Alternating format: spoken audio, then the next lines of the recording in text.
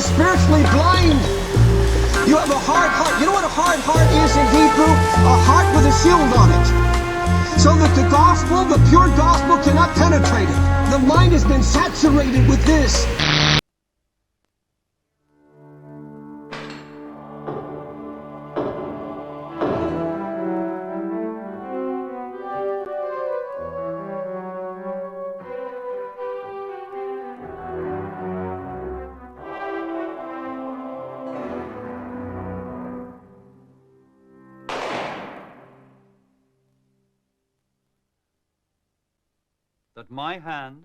That my hand, given to a master mason, shall be a sure pledge of brotherhood.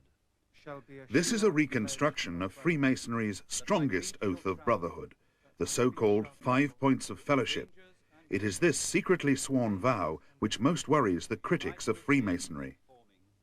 to unite with his informing, a column of mutual defense and support. a column of mutual defense and support. There's no question that you can create a kind of bonding out of which comes a loyalty and obedience, in which the person just doesn't think for themselves, or doesn't behave as they would if you got them on their own, away from this influence. They have an oath of loyalty one to another to protect brother Freemasons. My own experience as a result of what has happened to me in the last 6.5 years is that Freemasonry is an exclusive and secretive subculture of self-interest within the police service and within all bodies in which it takes root.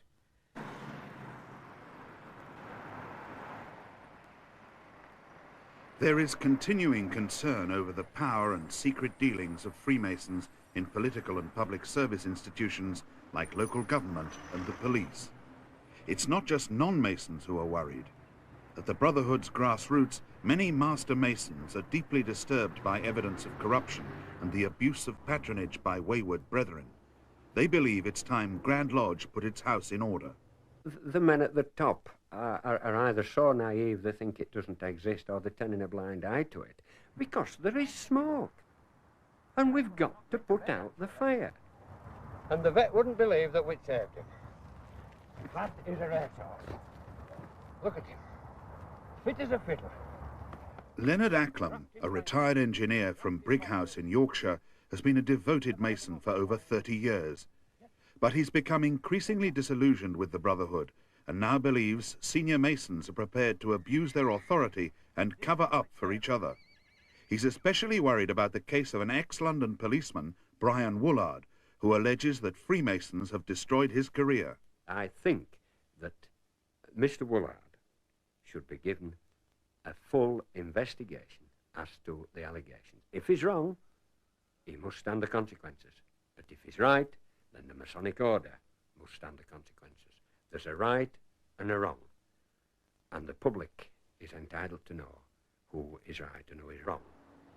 In 1981, Chief Inspector Brian Woolard came up against Freemasonry when he was investigating fraud involving hundreds of thousands of pounds of ratepayers' money in the London borough of Islington. Tales had been circulating that officers in the Building Works Department were authorising unjustified payments to private building companies in exchange for bribes. The rumours that flew around at the time suggested things like holidays abroad, gifts, valuable gifts, money changing hands, excessive hospitality in West End nightclubs, these sort of things. At 123 Sussex Way, the borough had paid £2,300 for a new roof. But when the council auditors checked, they discovered that contractors hadn't done the work. Here at 53 Kingsdown Road, two separate firms of builders were both paid for the same renovation job, while at 25 Landseer Road, builders were paid 4 times as much as the original contract price. The Evening Standard exposed the scandal, and Islington called in the fraud squad. But the police inquiry made little progress until 9 months later, when Chief Inspector Woolard took over. He received a tip-off that a contractor getting a lot of work from Islington and a senior council officer handing out the contracts were Masonic brothers in the same lodge. The Masonic element of the inquiry and the connections between officials and others in that inquiry was something that was relatively new. But as soon as Woolard began to probe Masonic connections between the suspects, his inquiries attracted unexpected attention. Within a short time, telephone calls were received at my office. One from the principal contractor, who was under suspicion, and another from an official at the Director of Public Prosecution's office. The DPP official was no less than Assistant Deputy Director Richard Thomas. As Woolard had never heard from any public prosecution official before this, he thought it most odd that he should hear from one now. Woolard suspected Thomas was a Mason, and that his phone call had been prompted by one of the Masons already under suspicion. It wasn't just the fact that he telephoned me, it was the timing of his telephone call.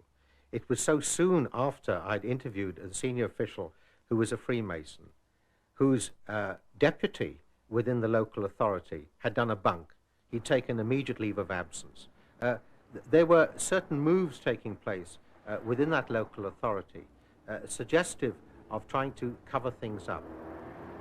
Woolard was in a dilemma, especially now he was told that two of his fraud squad bosses were also Freemasons and in the same lodge as two of the council suspects. So instead of asking permission to question the DPP man, he ignored normal procedures and confronted Richard Thomas without seeking higher authority. My main concern was what prompted him to telephone me, and at the end of the interview, he said that he may have received a phone call from outside, which caused him to ring me at that particular time. And this is what I suspected all along. Woolard promptly reported to Scotland Yard and then to the fraud squad headquarters that he had just interviewed the DPP official. Within hours, he was removed from the Islington inquiry on the grounds that he had ignored the chain of command. Many observers believe there were other reasons for his removal. There's no doubt that Brian Woolard's first troubles arose through Masonic interference in his investigation. He was looking at corruption in a London Borough Council. He found evidence, and I'm convinced he found evidence, that contracts were being awarded on a Masonic basis. When he bought this, or when he tried to investigate this, he was taken off the inquiry. Without Woolard, the fraud squad failed to find any evidence connecting Freemasonry with corruption at Islington Council. In due course, the Islington inquiry report came back from the DPP's office and was marked no further action. But further action would be taken against Brian Woolard. I seem to have become overnight a non-person. I was stuck in an office where I spent 5 weeks reading library books. Eventually, I was summoned to the office of a Deputy Assistant Commissioner, Ronald Steventon, whom I subsequently discovered was a Freemason. He told me that I was not a fit person to be employed in a specialist department in plain clothes, and that I was going to be transferred to the uniform branch. I asked him if anybody had made any complaint, and he said that I had caused embarrassment. Woolard was posted to Wembley Police Station as a uniformed chief inspector. Until his stand over Islington, he'd been regarded as a high flyer. He'd served for 22 years in plain clothes and had been a special branch officer on royal protection duties at Buckingham Palace, guarding cabinet ministers and gaining glowing testimonials when he later joined the anti-terrorist squad and the CID. But his first annual report at Wembley catalogued a startling decline. He is completely unsuited to this very responsible post. He has no incentive, and I consider it very unlikely that he will make any greater efforts. All my reports since 1982 have been by senior officers who are Freemasons.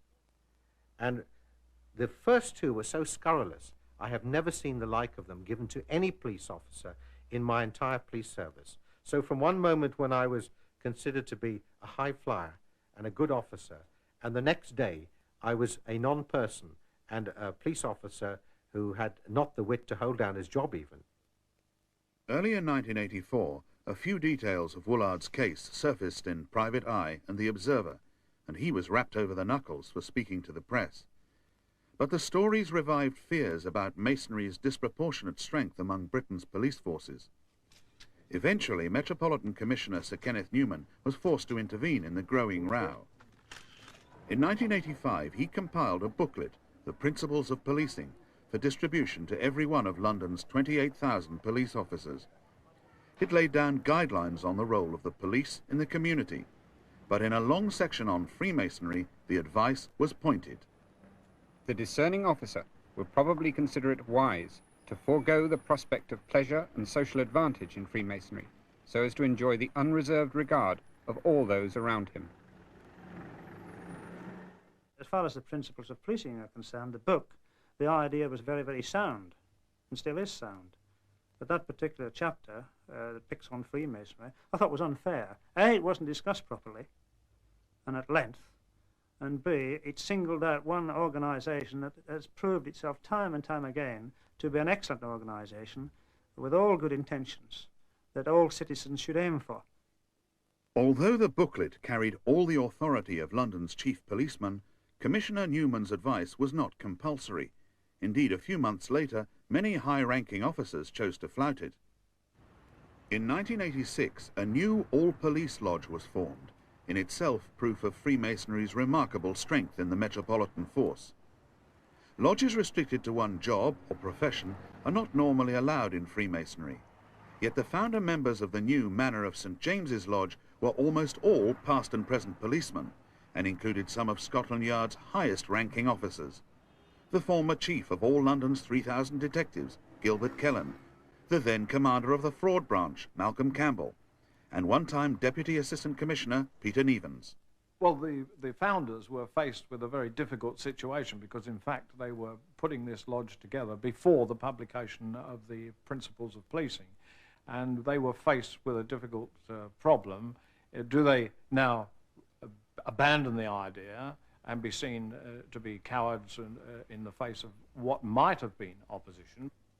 The Principles of Policing could be seen as a threat to the power of Freemasonry in the police force, but it may also have been seen as a challenge to the very power of Freemasonry itself.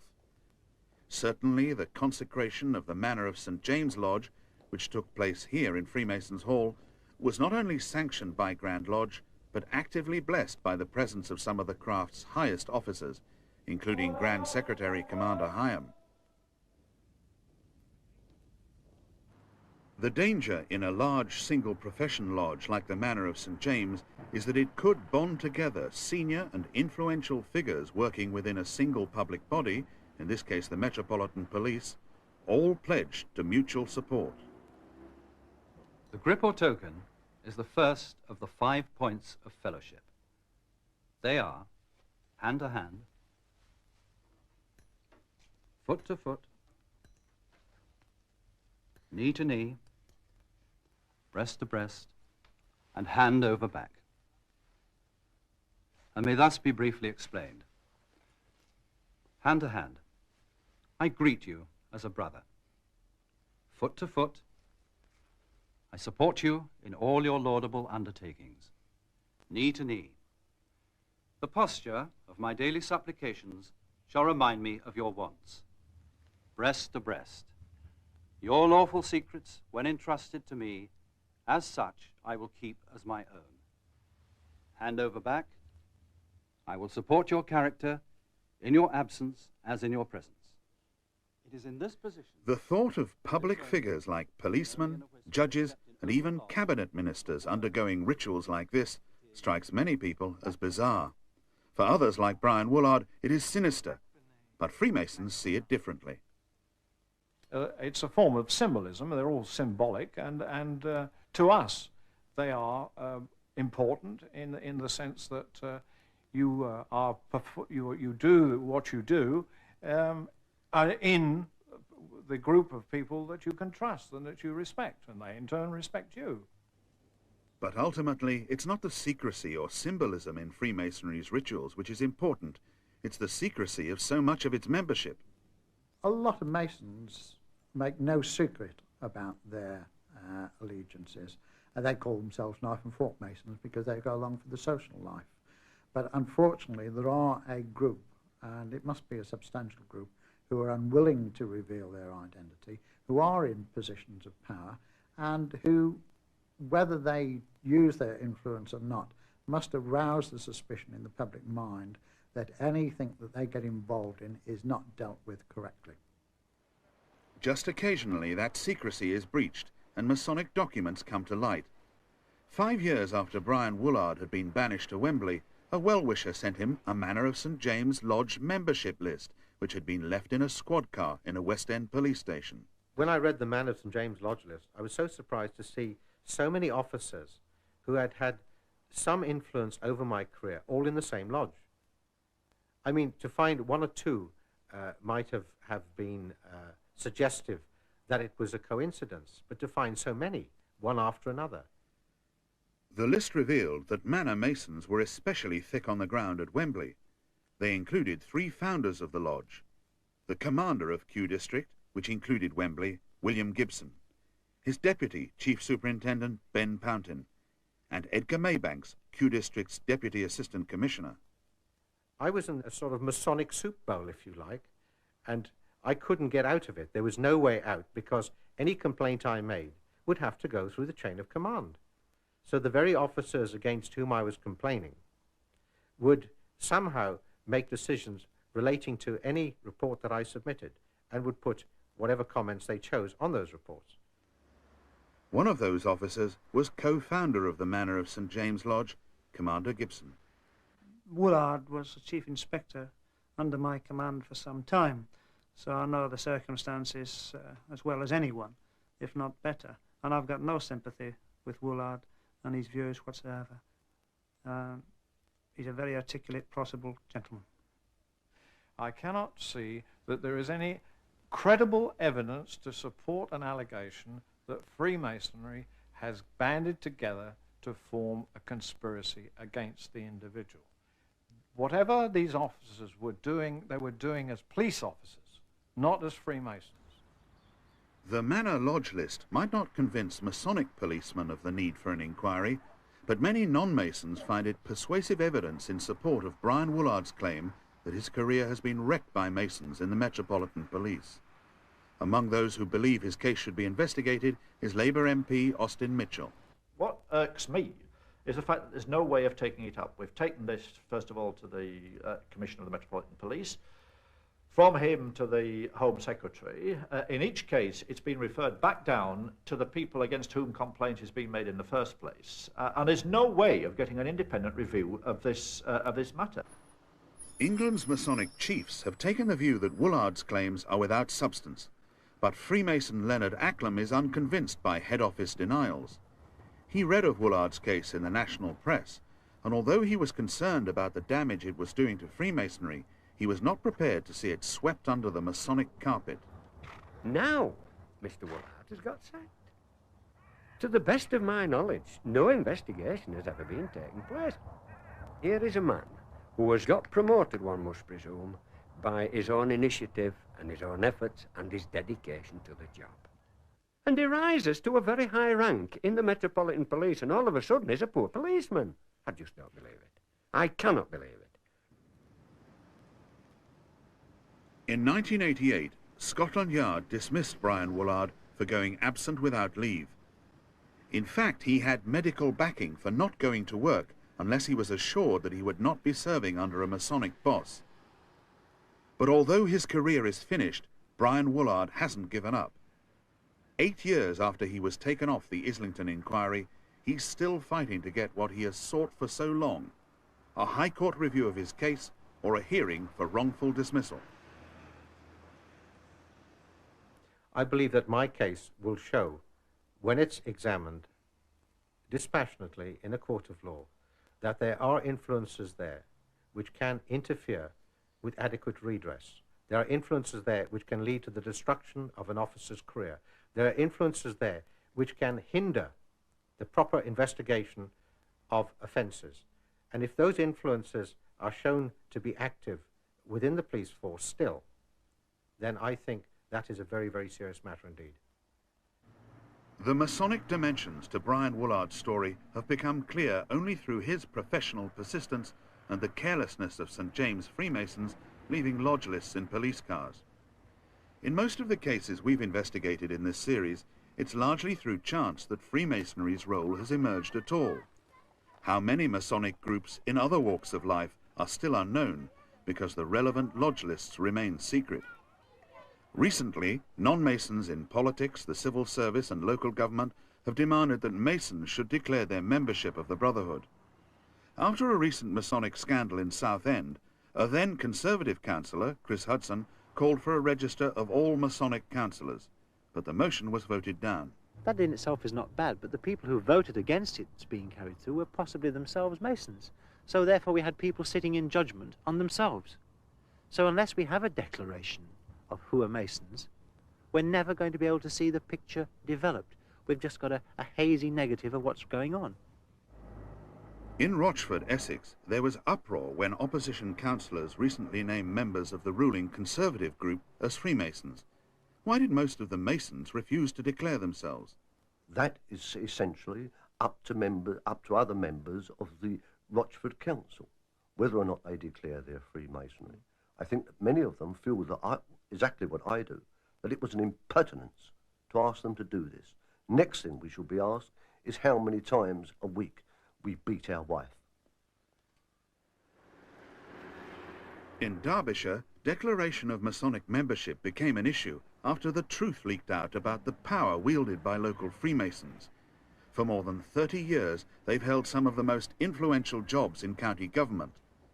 Since 1987, county council employees have been required to declare whether they are Freemasons, a reform introduced by the ruling Labour group. I don't want to come across here as being someone sort of anti-masonry, because I'm not. What I'm anti is their influence. If people want to gather together and do those things, I think that's entirely a matter for them. But I would think it's in their interest to be turned around and say, look, let's throw open our meetings. Let's go the way that most public organisations are going and saying, OK, let people come in who are observers. Let the TV cameras go into one of their meetings and see these rituals and take that secrecy away of it, because I'm sure there are many people who want to be in the Masons, they enjoy it, they've got a contribution to make, they like to do good charity work, and are probably offended by some of the comments that are made elsewhere. The answer is open the doors. In recent years, the Grand Lodge of England has opened its doors, but has rejected demands that it should publish its membership lists. Most Masons argue that compulsory declaration of their membership would be an infringement of their civil liberties, a witch hunt. There's no reason to conceal it from anybody, but where are you going to draw the line? I mean, I don't think any of us have the least hesitation if we're asked in a relevant context of saying, yes, we are.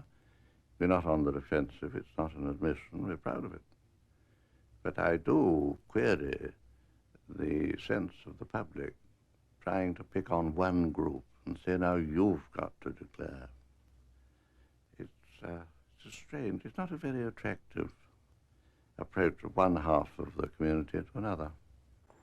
It may not be attractive, but most of the 200 MPs who responded to a recent survey believe that politicians and other public office holders should declare their Masonic ties.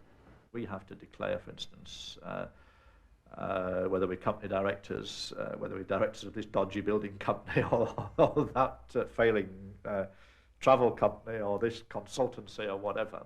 Why shouldn't we have to declare something else which can also influence our behaviour? And that should go for judges, it should go for council officials, it should go for people in a position of trust and responsibility, and that includes senior policemen. I'm not against Freemasonry. I'm all in favour of harmless activities like that, and nobody would want to stop people belonging, but those who belong should have the courage of their rather blood-curdling convictions and declare it. Public declaration could even help Freemasonry. Remove the secrecy of membership and the possibility of Masonic corruption would be reduced. Once a year, the Masons of Melrose in Scotland march through the town square, so every member of the lodge is known to all the townspeople. Perhaps the rest of Britain's Masons should come out of their closets and march openly through the streets, if they've nothing to hide.